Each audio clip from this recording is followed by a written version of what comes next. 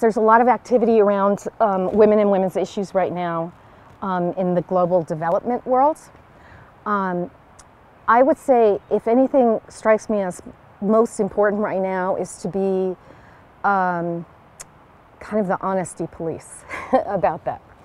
The world of global development, especially when it's out raising money, has a tendency to dumb things down a little bit for the donors. They tend to suck all the nuance out of things.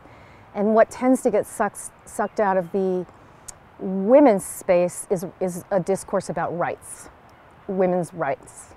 And so if you really look at the materials that people send you from the big organizations, and if you go to the idea spaces and you talk about women's issues, you rarely hear the words women and rights next to each other.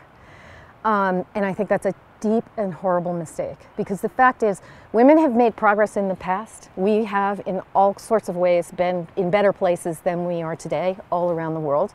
It's possible to lose ground. It's not a straight line forward in terms of the indications of where you stand on whether or not your rights are being respected as a woman.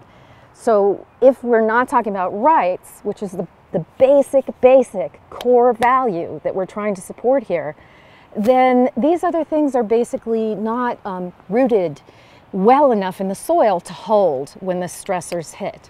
And so women in the Middle East used to be wearing mini skirts around and working as doctors in Afghanistan in the 1960s, and now they're where they are, in part because there was no talk of their underlying rights.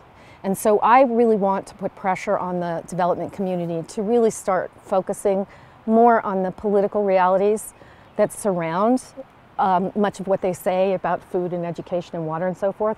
These are problems for political reasons, and somebody needs to be the truth teller in those spaces.